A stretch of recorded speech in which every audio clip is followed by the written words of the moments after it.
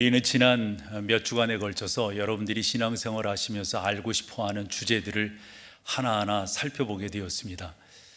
오늘도 그와 같은 선상에서 말씀을 나누려고 할 터인데요, 대개 성도들이 교회를 선정할 때는 나름대로 기준점을 갖고 선정한다고 하는 것을 알게 되었습니다. 그 첫 번째가 나랑 비전이 같은가 하는 내용이고요, 두 번째는 나도 그 가운데 들어가서 잘 어울릴 수가 있는가. 그렇잖아요. 신앙생활은 혼자 하는 게 아니니까 서로 어울릴 수 있는 그러한 교회를. 세 번째 바라보는 것이 한 걸음 더 나가서 내가 그 교회에 깊숙이 들어갈 수가 있는가. 그저 교회에만 설렁설렁 왔다 하는 것을 원치 않죠. 그 가운데 서로 사귀고 또 교회의 직분도 감당하고 싶어 하는 게 교회 다니는 성도들의 일반된 생각이라고 봅니다.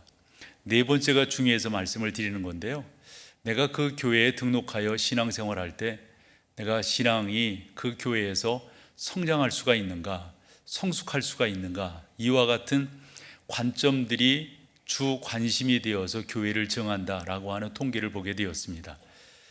네 번째, 성장한다고 하는 것이 성도들에게 큰 관심이라고 하는 것은 아주 바람직한 것이다 라고 생각합니다. 신앙생활을 하면서 성장하지 않는, 마치 어린아이가 자라지 않는다면 그 아이를 바라보는 부모 입장에서는 얼마나 답답하겠습니까?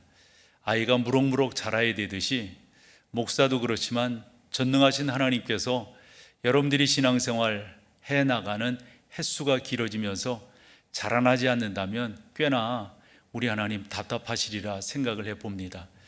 그래서 여러분들이 신앙생활에 성장에 관심을 갖는 것, 바람을 갖는 것, 그것은 당연하고 귀하고 올바른 것이다, 이렇게 생각을 하죠.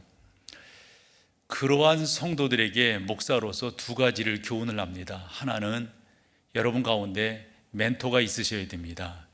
신앙의 멘토가 없이, 즉 바라보는 어떤 대상, 우리 큰바위 얼굴이라고 하는 호돈의 작품 알잖아요. 바라봄의 법칙이라고 하는 게 있어요. 내가 어떠한 꿈을 갖고 무엇을 바라보느냐에 따라서 나의 신앙도 만들어져 가는 것이니까요. 그러면서 교훈하는 게, 여러분들도 누군가의 멘토가 되십시오. 즉 여러분 가운데 멘티가 있으셔야 됩니다. 영적으로 누군가에게 영향을 주는 것만큼 좋은 공부가 없는 거죠. 그렇게끔 신앙생활을 해 나갈 때 여러분들이 성장할 수 있습니다 라는 말씀을 드리게 되죠. 중요한 질문은, 성도들이 이러한 신앙생활의 변화, 신앙생활의 성장, 신앙생활의 남다른 열매를 기대하면서도 사실 또 이렇게 들여다보면 겉으로 말로는 그런데 실제적으로는 많이들 그 열매에 대해서 바람이 약하지 않는가 하는 생각들을 가져봅니다. 내적인 변화가 우리 가운데 무엇보다도 중요한 건데, 이 내적인 변화보다도 외적으로 뭔가 자꾸 관심을 갖는 것, 이거 건강한 신앙이 아니라고 생각을 합니다.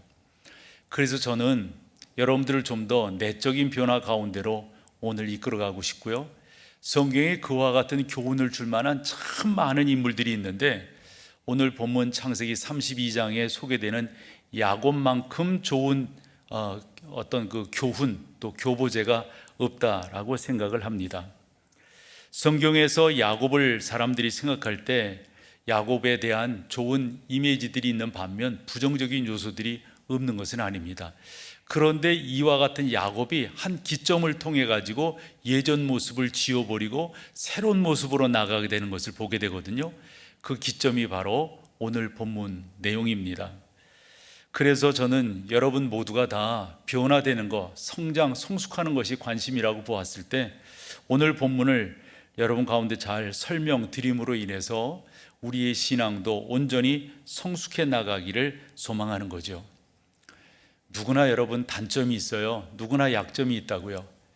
야곱이라고 하는 그 이름이 갖고 있는 뜻이 속이는 자다라는 거라고 우리가 알고 있잖아요. 그는 아버지를 속였고 형을 속였고 어찌 보면 어머니도, 그러나 성경에 그런 부분들을 침묵하고 있기 때문에, 그러면서 삼촌 이 라반을 속이게 되는 것을 우리가 보게 됩니다.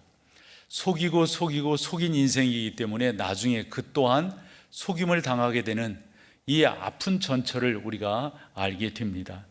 그러나 중요한 것은 야곱이라고 하는 사람이 어떻게 변화된 삶을 살게 되었고 그의 이름이 바뀌게 되었는가, 그의 인생이 전환점을 갖게 되었는가, 이것을 여러분들에게 소개해 드리려고 하는데, 그렇게 여러분들도 하나하나의 과정을 잘 가지셔서 신앙으로 성숙해 가시는 여러분들이 되기를 소망하는 것이죠. 그 첫 번째가 24, 5절에 나와 있는데요. 야곱은 홀로 남았더니 어떤 사람이 날이 새도록 야곱과 씨름하다가 자기가 야곱을 이기지 못함을 보고 그가 야곱의 허벅지 관절을 치매 야곱의 허벅지 관절이 그 사람과 씨름할 때에 어긋났더라 그랬어요. 여기 누군가가 야곱과 씨름하게 되는 것을 보는데, 여기서 누군가는 혹자는 천사라고도 그러고, 또 많은 신학자들은 성육신 하시기 전에 예수 그리스도다. 사실 저도 후자를 따르는 입장인데요. 우리 주님께서, 우리 하나님께서 야곱을 만나 주세요. 사실 천사라면 천사를 이길 인간이 누가 있겠고, 하나님이라고 하면 더욱 하나님을 이길 인간이 누가 있겠습니까? 여기 씨름했다고 하는 것은 하나님께서 그에게 어떠한 상황, 어떠한 과정을 주셨다, 이렇게 우리가 보면 되는 거죠. 그러니까 하나님께서 사람을 변화시켜서 당신의 사람으로 만들어 가실 때는 어떠한 사건을 통해 가지고 그 사람을 변화시키고 그 사람을 이끌어 가시는 우리 하나님이시라고 하는 사실을 알게 됩니다. 28절에 가면 그가 이르되 내 이름을 다시는 야곱이라 부를 것이 아니요 이스라엘이라 부를. 그래서 이 야곱이 그 사람과의 씨름에서 승리하게 되는데, 여기서 씨름을 단순히 삿바 씨름 이렇게 볼 수가 없어요. 동서양이 다 씨름하는 것이 스포츠에 남아있는데, 또 복싱하는 것이 남아있는데, 그러한 운동 경기를 여기서 볼 수가 없습니다. 씨름이라고 하는 것은 우리가 감당해야 될 그 어떤 가시라고 생각하시면 돼요. 씨름이라고 하는 것은 우리가 넘어야 될 그 어떤 상황이라고 생각하시면 됩니다. 씨름이라고 하는 것은 우리 각자가 가지고 있는 그런 아픔이라고 생각하셔도 저는 잘못이 아니라고 생각을 합니다. 우리 모두에게는 이처럼 씨름해야 될 것들이 있습니다. 어떤 사람은 성격에 대해서 씨름하고, 어떤 사람은 욕심에 대해서 씨름하고, 어떤 사람은 나쁜 습관에 대해서 씨름하는 경우가 있습니다.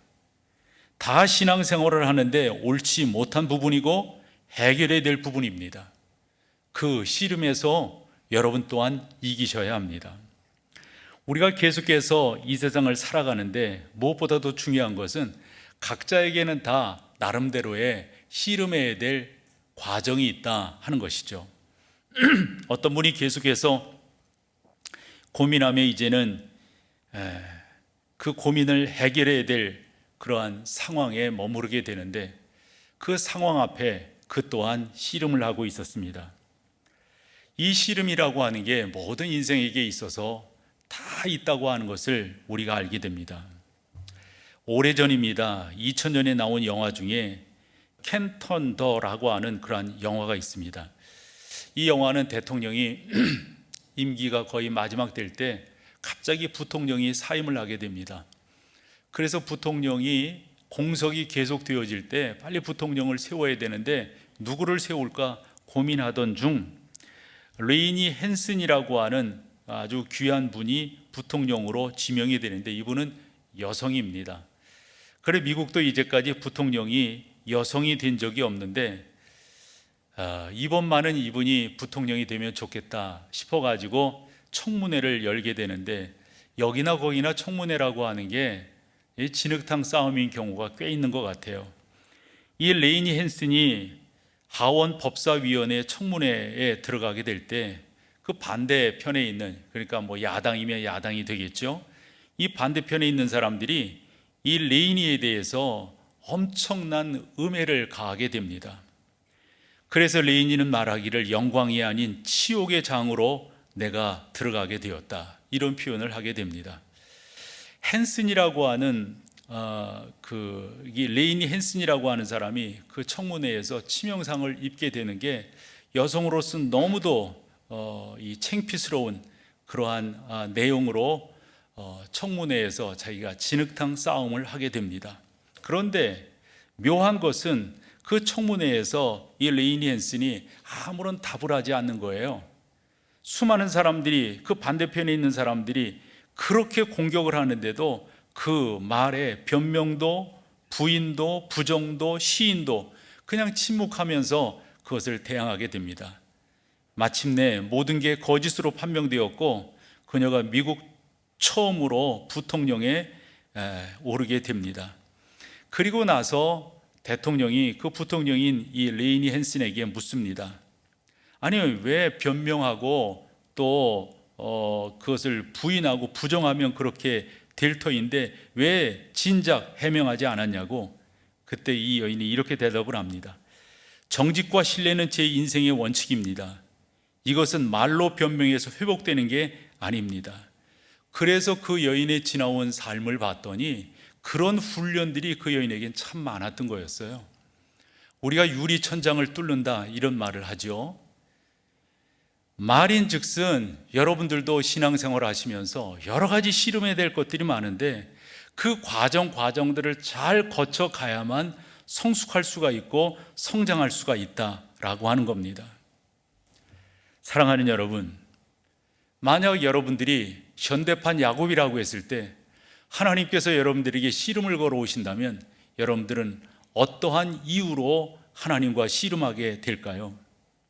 하나님은 계속해서 우리 가운데 있는 약함과 단점과 불의함과 부정함을 공격하셔서 우리를 성장시키려고 하시니까 말이죠. 요즘에 인기리에 방송되고 있는 프로그램이 강철부대라는 프로라고 들었습니다. 최정예 군인들이 이제 전역한 사람들이지만 그 프로에 나와서 서로 대결을 하는 것입니다. 네이비실이라든가 델타포스라든가 UDT라든가 공수특정단이라든가 해병대라든가 이러한 아주 최정예 부대를 나온 그런 전역한 사람들이 이 프로에 나와서 서로 대결하는 것입니다. 저는 그 프로를 잘 보지 못했지만 이런 이야기는 들었습니다. 최정예 군인은 탄생하는 것이 아니라 훈련을 통해 만들어지는 것이다. 얼마나 이 이야기가 와 닿든지요. 진짜 성도라고 하는 것은 하늘에서 뚝 떨어지는 것이 아니라 훈련에서, 하나님과의 씨름에서, 자기가 가지고 있는 여러 가지 불리한 것에 대한 하나님의 도전에서 그 과정을 통해서 건강하고 훌륭한 신앙인으로 만들어진다라고 하는 것이죠. 그러면서 떠오른 성경 말씀이 신명기 32장이었습니다. 32장에 보면 독수리가 자기 새끼를 어떻게 부화시키고 어떻게 키워 자기처럼 강한 날개를 가진 이 창공의 이 왕자로 만들어가는가 하는 것이 설명되어져 있습니다. 독수리는 자기 둥지를 벼랑에다가 세운다고 그러죠. 처음에 가시나무 같은 걸 이렇게 얼기설기 해가지고 그 독수리 그 집을 처음에 만듭니다. 거기에 알을 낳고 부화를 시킬 수가 없어가지고 자기 털을 뽑아가지고 폭신폭신하게 만들고 동물의 가죽이라든가 이런 것들을 물어다가 깐대요. 그 가운데 알을 낳고 거기서 새끼를 부화한 다음에 키워내는 건데 이 새끼가 어느 정도 커서 날 때가 되면은 이 둥지에 안락하게 안전하게 이 둥지에서 이제까지 보호받던 그것을 에미가 되려 해친다는 거예요. 둥지를 막 이렇게 흩어버린다. 그 흩어버리는 것 중에 하나가 폭신폭신하게 했던 자기 털로 됐던 그 모든 털들을 다 치워버리고 동물 가죽 깔았던 것 다. 그럼 뭐예요? 가시 같은 게 이렇게 해서 찔리잖아요. 그러면 이 새끼가 퍼덕퍼덕 대면서 그 둥지에서 견딜 수가 없을 때 그 에미가 자기 등에다가 딱 엎고 하늘 높이 날아서 그 자기 새끼를 떨어뜨린다는 거죠. 그러면 날려고 얼마나 퍼덕이며 애쓰겠어요. 그러기를 몇 번 반복하며 새끼를 훈련시킨다. 그래서 창공의 멋진 하늘을 지배하는 왕자로서의 독수리를 만들어낸다 하는 이야기를 성경에서도 보고 듣게도 되었습니다. 훌륭한 군인은 탄생하는 것이 아니라 만들어진다고 하는 말이 100번 맞는 거예요. 신앙생활을 이렇게 하면서 참 훌륭한 신앙인들을 이렇게 뵈면은 그냥 어느 날 뚝 떨어진 것이 아니라 그 과정들을 통해 만들어진다고 하는 것을 알게 됩니다. 그래서 그 신앙인들이 고백하는 그 고백을 역경의 열매다, 이렇게 표현하는 하나의 신문 내용도 우리가 보게 됩니다. 사람은 변화를 싫어해요. 변화를 좋아하는 사람이 어디 있어요? 그러나 변하지 않으면, 바뀌지 않으면, 그것과 씨름해서 승리하지 않으면 성공할 수가 없는 거죠. 지금은 연예인으로서 크게 활동하고 있는 옛 농구 선수인 서장훈 선수에 대한 이야기를 듣게 되었어요. 그가 대학을 졸업하고 나서 삼성 그 농구단에 들어가서 간판 선수로서 활동을 하게 되잖아요. 그러다가 갑자기 새로운 팀인 전주 KCC로 옮기게 됩니다. 그 뒷이야기를 들을 때 대개 프로 선수들이 이 팀을 옮길 때 가장 큰 것은 연봉이에요. 연봉을 어떻게 주느냐, 왜냐하면 그것이 자기에 대한 대접이니까. 그런데 KCC로 옮길 때 연봉이 아니었어요. 사람들, 특별히 기자들이 물었습니다. 어떻게 해서 옮기게 됐냐고. 그랬더니 서장훈 씨의 말이, 내가 더 많은 역할을 할 수 있고 나를 가장 절실하게 원하는 팀에 나는 가고 싶었다, 이 말을 했어요. 그 다음 말이 더 의미가 있어요. 그러면서 서장훈 선수가 하는 말이, 자신과 삼성 모두 변화가 필요하므로 자기는 이적을 결심하게 되었다는 거예요. 그래서 한 팀에 오래 있다 보면 매너리즘에 빠지게 되니까 그런 것들을 자기는 좀 더 뛰쳐나가서 변화를 추구하고 스스로 자기와의 씨름에서 승리하고 싶었다, 이 말인 거죠. 말을 듣고 내용을 봤더니 진짜 스포츠맨이라고 하는 게 이런 거로구나 생각이 되더란 말이죠. 대개는 돈과 명예를 택하고 편리함과 안일함을 택하는 그러한 입장일 터인데, 그는 새로운 변화가 온다 할지라도 난 그것과 씨름해서 나는 승리하겠다. 얼마나 멋진 그러한 삶의 태도인가 말이죠. 요즘 우리가 코로나19, 이 팬데믹이라고 하는 대유행의 시대 속에 우리가 살아가고 있습니다. 그러다 보니까 예배 가운데 영상 예배라고 하는 진짜 낯설은 환경이 우리 가운데 주어지게 되었고, 저는 오늘도 제 책상에는 두 권의 책이 이 코로나19, 이 포스트 코로나, 이 다음의 교회는 어떤 모습으로 변하게 될 것인가, 이 전문가들의 그 견해가 적혀져 있는 그 책을 이렇게 지금 보고 있는데, 그 뒤쪽을 이렇게 봤어요. 앞으로 우리가 변화해야 될 9가지, 그러면서 그 저자가 쭉 적어놓은 게 있더라고요. 어쨌건 저는 그러면서 대개 사람들이 이렇게 변해야 된다, 저렇게 변해야 된다, 저는 사실 반대로 말하고 싶어요. 우리가 신앙생활의 편안함, 신앙생활의 편리함을 추구하다 보면 죄송하지만 다 죽습니다. 지금은 살 수 있는지 몰라도. 지금은 교회 안에서 훈련받았고 교회를 통해서 양육되었고 교회를 통해서 뭔가 이루었어요. 그런 영상으로 봐도 지금은 돼요. 그러나 그 다음은요, 10년, 20년, 30년이 지난 후는 어떻게 될 건데요? 이거 우리가 도전해야 됩니다. 이거 씨름해야 됩니다. 어느 분이 이렇게 저한테 말했어요. 목사님, 영상으로 예배 드리니까 편하고 좋던데요, 아주 쳐다보기도 싫어요. 맞는 말 아니에요, 여러분. 맞는 말 아니에요. 저는 이것이야말로 작금의 시대 속에서 우리가 싸움해야 될 분야다. 많은 교회들이, 어느 정도 이 사이즈 있는 교회들이 추구하는 게 뭔지 알아요? 다 미디어 처치예요. 이 미디어를 통해서, 이 디지털 세상에서 어떻게 미디어를 통해서 교회라고 하는 구성체를 만들어 갈 건가. 일리는 있지만 죄송하지만 저는 그것을 추구하지 않으려고 그래요.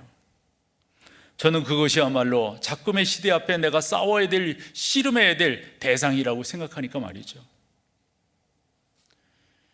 비가 내려야 돼요. 바람이 불어야 돼요. 그래야만 옥토가 됩니다. 햇볕만 내려쬐면 사막이 될 수밖에 없습니다. 변화를 두려워하기보다는 그 변화에 우리가 앞서가야 되는 거죠. 그리고 어떤 때는 그 변화라고 하는 것에 대한 씨름을 해야 되는 거죠. 땡감은 찬소리를 맞아야 홍시가 된다라는 말이 있더라고요. 하나님은 그래서 우리를 훈련시키시는 거예요. 그래서 하나님께서는 야곱이라고 하는 그 인간을 하나님이 신방하셔서 밤새도록 그와 씨름하게 하셨고 그를 새로운 사람으로 이끌어내신다고 하는 것을 알게 됩니다. 하나님이 어떤 분이신가를 히브리 저자가 12장 5절에서 8절에 잘 설명을 해주고 있어서 같이 한번 읽어보려고 합니다. 같이 읽어보죠. 또 아들들에게 권하는 것 같이 너희에게 권면하신 말씀도 잊었도다. 일러스되 내 아들아 주의 징계하심을 경히 여기지 말며 그에게 꾸지람을 받을 때에 낙심하지 말라. 주께서 그 사랑하시는 자를 징계하시고 그가 받아들이시는 아들마다 채찍질 하심이라 하였으니 너희가 참으면 징계를 받기 위함이라. 하나님이 아들과 같이 너희를 대우하시나니, 그 다음 중요합니다. 어찌 아버지가 징계하지 않는 아들이, 그 다음 8절로 가보세요. 징계는 다 받는 것이거늘 만약 여러분들에게 없다면 뭐라고요? 사생자요 친아들, 먼저 번 성경에는 참아들이 아니니라 그랬어요. 여러분 여기서 말하는 징계가 뭐예요? 이놈 쌤통이다 이거예요? 훈련시키는 거예요. 훈련시키는 거예요.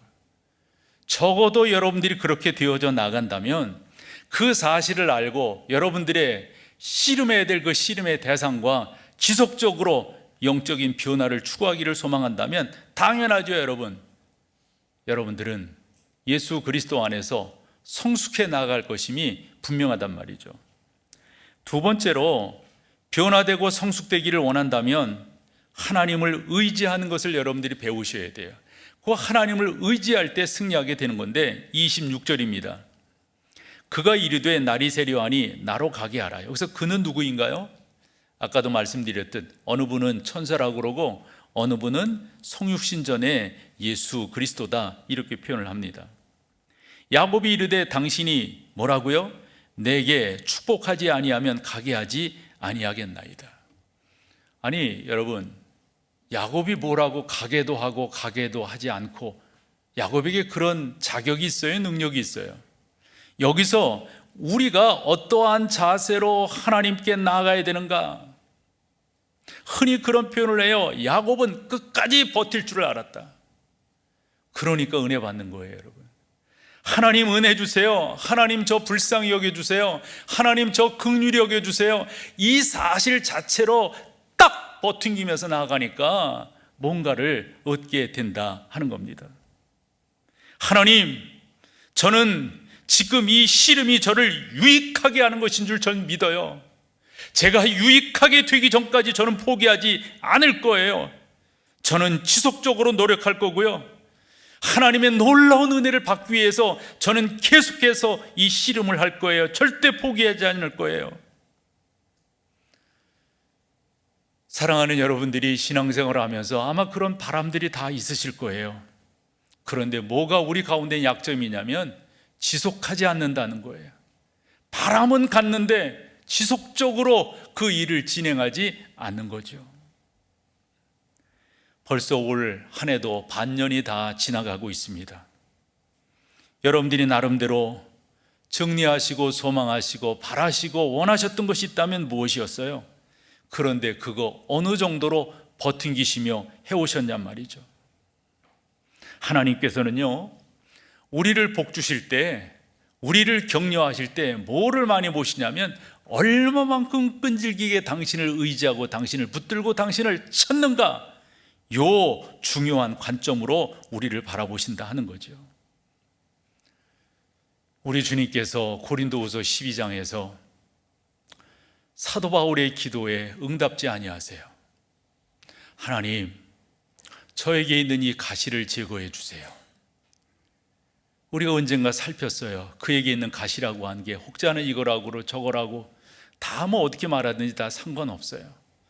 중요한 것은 그것이 너무 힘들어서 바울이 3번이나 하나님 도와달라고 없애달라고 그랬더니 그것이 없어지는 것이 아니라 뭐라는 답이 나왔다는 거죠. 너의 그 약함 가운데서 나의 강함을 경험. 그러면 나의 그 약함이라고 하는 게 뭐예요? 하나님, 이것 때문에 더 의지하는 것 아니에요? 이것 때문에 이거 하나님 해결해 주세요.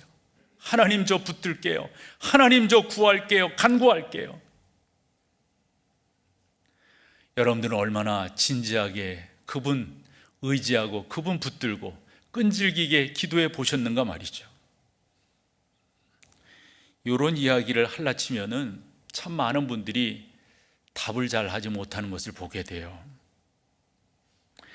신앙생활은 전자레인지에서 만들어 나오는 음식이 아니라고 어느 분이 이야기를 했어요. 쓰고 버리는 시대, 소비가 강조되는 시대, 유행은 물론이고 예술의 사조와 경향도 너무도 빨리 바뀌는 시대 속에 살아가고 있다. 미래학자인 엘빈 토플러의 말입니다. 그는 사람들이 추구하는 게 영속성이 아니라 일시성을 사람들은 추구하고 있다. 그러고 보면은 우리 가운데 너무 변화되는 것들이 많다고 하는 것을 알게 됩니다. 요즘 젊은 세대를 MZ세대라 그러잖아요. 특별히 그 신조어들을 보면 조금 좀 관심 있어서 좀 외우고 그러려고 보면 그건 벌써 구시대의 유물이 되어버렸어요. 그래서 또 뭐 이거 아냐고 물어보고, 제발 나한테 그런 말 하지 말아라. 아주 그런 거 외우기도 그런 거 알기도 너무 바빠요. 인스턴트라고 하는 것이 우리 가운데 유익이 있지만 그러나 여러분, 그런 것이 신앙에 접목될 수는 없단 말이죠. 사람의 인기도도 또 유행도 그 모든 것도 다 금방금방 지나가는 이런 시대 속에 살아가고 있어요. 그러다 보니까 과정과 또한 이 공정이라고 하는 것이 무시되는 그러한 시대 속에 우리가 살고 있지 않나 하는 생각을 가져보는 거죠. 한 번 더 말씀드리면 믿음이라고 하는 것은 시간이 필요해요. 신앙인의 성숙이라고 하는 것도 시간이 필요해요. 끝까지 버티는 것, 끝까지 그 바라보고 나아가는 것. 하나님, 저를 축복하시기 전에는 저 절대 포기하지 않을 거예요. 여러분, 이 자세가 무엇보다도 중요해요.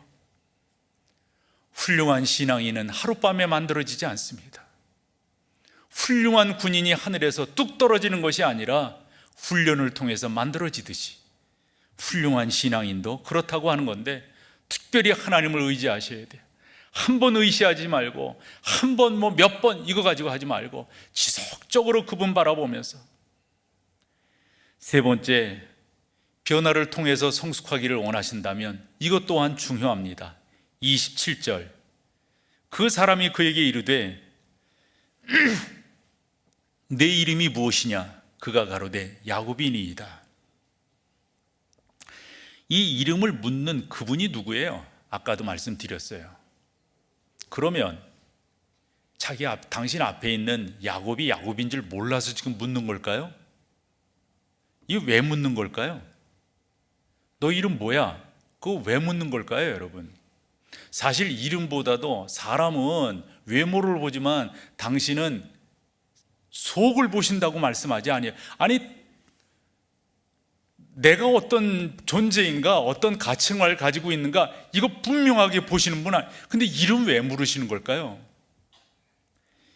이 사실에 대해서 버난 맥기가 아주 해석을 저는 잘했다라고 생각합니다.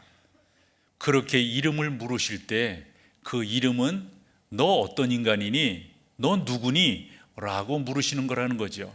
그러면 그 물음 앞에 예, 저는 야곱이에요. 여러분, 야곱의 뜻이 뭐라고요? 속이는 자라고 그랬잖아요.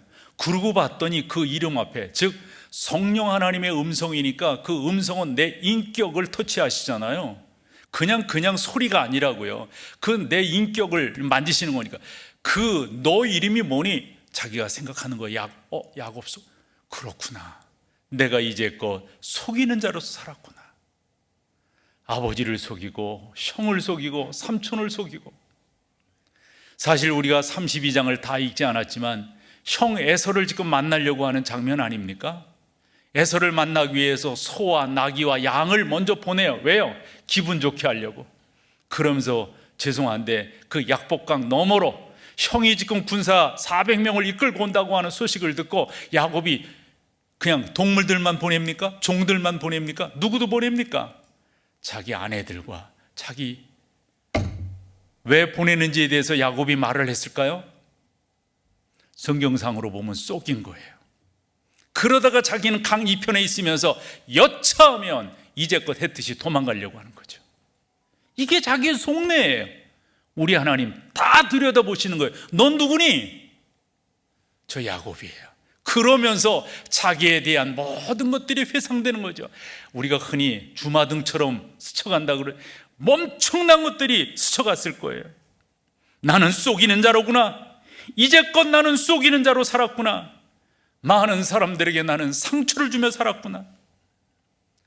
버나드 맥기가 그런 말을 해요. 성경은 이것을 침묵하고 있지만 그 어머니의 마음을 이해하더라고요. 어머니의 마음을. 아버지를 속이고 형을 속여서 형이 죽이겠다고 할 때 그 어머니가 어떻게 합니까? 간단한 보따리 싸가지고 너 빨리 삼촌집으로 가라. 그때 그 어머니의 마음이 성경에는 침묵되고 있어요. 만약 여러분들이시라면 그렇게 짐 싸서 빨리 보내는 어머니의 마음, 만약 여러분들이시라면, 여러분들의 아들을 그렇게 보내신다면 여러분들의 마음은 어떠시겠어요? 버나드 맥기는 야곱의 그 어머니의 마음을 이렇게 저렇게 어루만지면서 우리 가운데 소개를 하더라고요. 다시금 내 이름이 무엇이니? 그 질문 앞에 자기가 완전히 진짜 발가벗은 것처럼 자기 자신을 내려놓을 수밖에 없었던 거죠. 그러면서 버나드 맥기가 한 질문을 던져요. 만약 지금 이제 독자들이죠, 라디오를 듣는, 방송을 듣는 이 청취자가 되겠죠.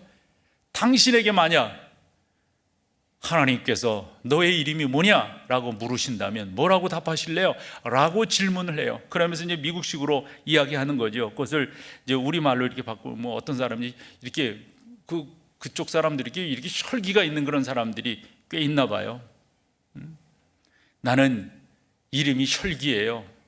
내 이름은 음란이에요. 내 이름은 불신이에요. 내 이름은 우울함이에요. 내 이름은 염려예요. 이런 식으로 자기의 이름을 댈 수 있다는 거죠. 여러분들의 정체성은 뭐예요? 이럴 때 야곱이 그 질문 앞에 딱 깨닫고 나아갑니다. 나는 바로 이러한 인간입니다. 나는 이러한 인간입니다. 나는 겸손하지 못했습니다. 나는 교만한 자였습니다. 나는 많은 사람들을 아프게 한 나였습니다.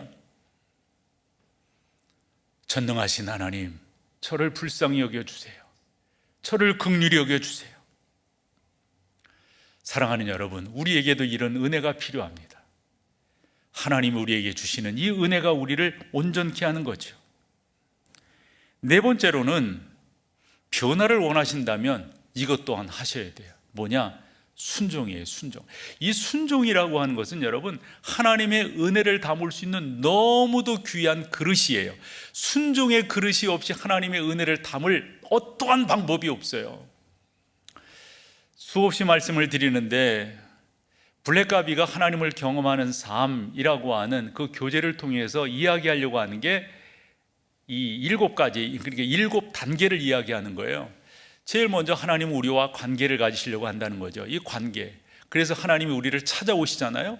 찾아오실 때 어떻게 찾아오세요? 성경을 보면 늘상 말씀으로 우리 가운데 찾아오신다는 걸 알게 돼요.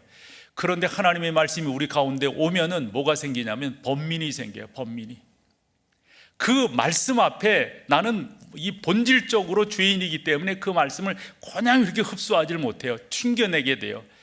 그것을 이 블랙가비는 조정 과정이다. 그래서 그 갈등 가운데서 조정 과정을 하게 되죠. 그러면서 마지막으로 나가는 게 뭐라고요? 순종을. 즉 종류가 딱 둘이라는 거죠. 하나님의 사람은 어떻게 해서든지 순종으로 나가게 되어져 있다는 거예요.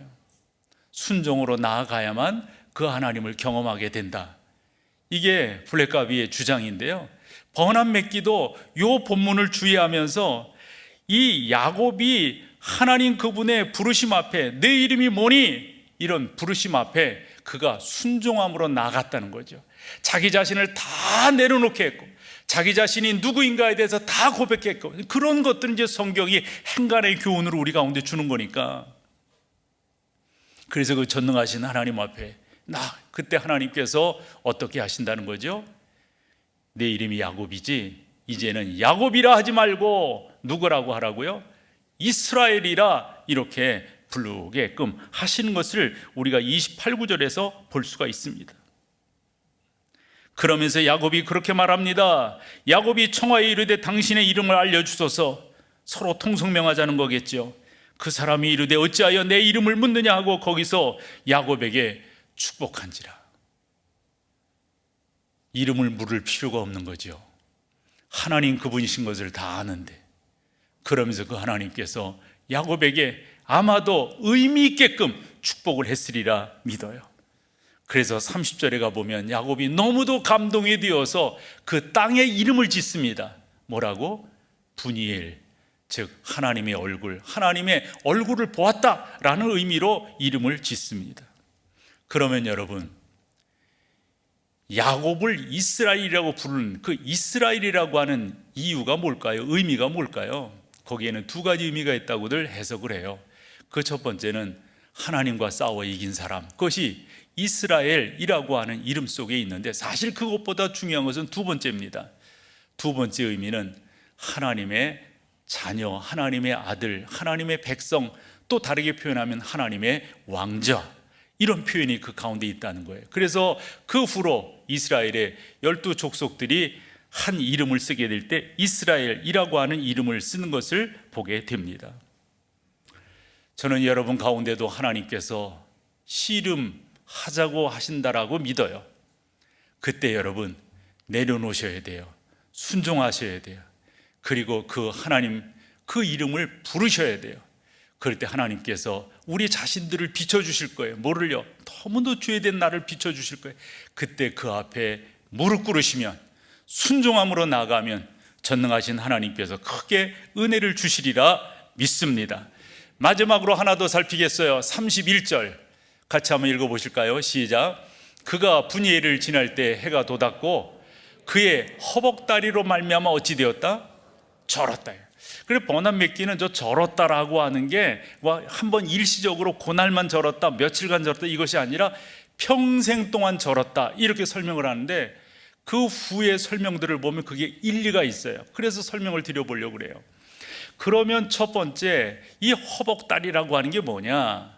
그건 사람이 이렇게 서 있는데 가장 중요한 기능이에요. 허벅다리.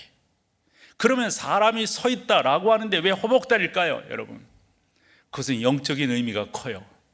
내 자신, 내 스스로 쓸 수 없다. 내 자신, 내 스스로 쓰는 것으로 내가 나의 자녀, 나의 나의 그 하나님의 자녀일 수 없다. 이런 의미를 담고 있다라고 설명을 했어요. 그리고 두 번째 설명은 허벅다리를 절었다라고 하는 것을 통해서 이제 야곱이 아니라 이스라엘인 거죠. 야곱 뭐라고요? 속이는 자였고, 속이기 위해서 또 뭐 했어요? 도망 다니는 자였어요. 이제 내가 내 스스로도 쓸 수 없고, 이제는 내가 내 스스로도 도망 다닐 수 없다. 그런 의미에서 성경은 한마디로 해가 돋았을 때 하나님께서 그의 허벅다리를 치심으로 말미암아 그가 다리를 절었다라고 설명을 하고 있는 거라고요. 다르게 표현한다면 하나님께서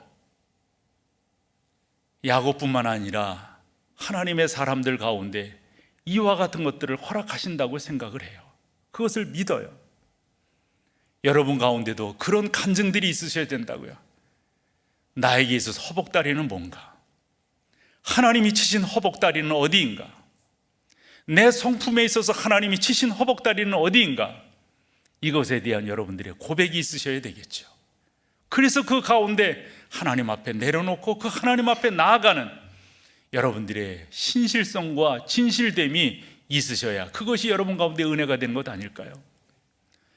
사랑하는 여러분, 바울은 이런 표현을 했어요. 갈라디아서에서 나는 예수 그리스도의 흔적을 가졌다고. 예수 그리스도의 흔적이 뭘까요? 하나님께서 만지신 거 아닐까요? 하나님께서 세우신 것 아닐까요? 하나님께서 옳게 여기신 것 아닐까요? 그저 스티커만 하고 여기다 뭐 문신 새기고 뭐 도장 찍고 뭐 인두를 지지고 그거 아닐 거라고요. 전능하신 하나님께서 나를 만져주신 증거라고요. 그게 있으셔야 돼요. 그게 변화되는 거예요. 그게 성장하는 거예요. 그러기 위해서 야곱을 그렇게 만지셨듯이 하나님이 지금도 여러분들을 그렇게 만지신다. 또한 만져 주옵소서. 축복하시기 전에 제가 보내드릴 수 없습니다. 이와 같은 아주 사모함으로 또 간절함으로 주 앞에 나아가는 여러분 다 되시기를 축원합니다. 자리에 일어나셔서 우리 함께 찬양하며 나갈 때 주님 함께 하실 줄로 믿습니다. 내게 허락하신 시련을 통해 나의 믿음 더욱 강하게 자라나고 험한 산과 골짜기 지나는 동안 주께 더 가까이 나를 이끄시네.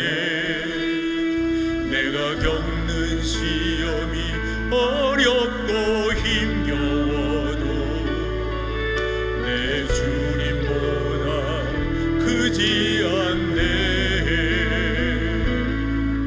내 앞에 바다가 갈라지지 않으며 주가 나로 바다 위 걷게 하리.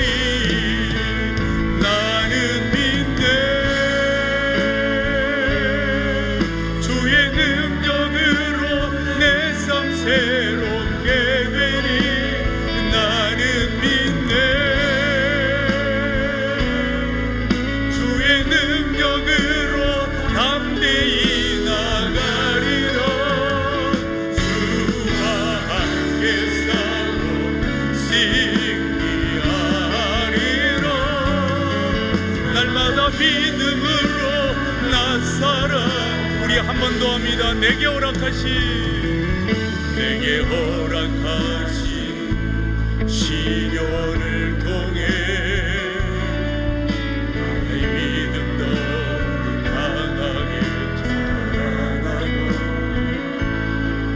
나의 산과 골짜기 지나는 동안 주께 더 가까이 나를 이끄시네. 내가 겪는 시험이 어렵고 힘겨워도 내 주님보다 크지 않네. 내 앞에 바다가 갈라지지 않으며 주가 나로 바다 위 걷게 하리. 나는 믿네. 주의 능력으로 내 삶 새롭게 되리. 나는 믿네. 주의 능력으로 담대히 나가리라. 주와 함께 싸워 승리하리라. 날마다 믿음으로 나 살. 우리 한 번 더 합니다. 나는 믿네.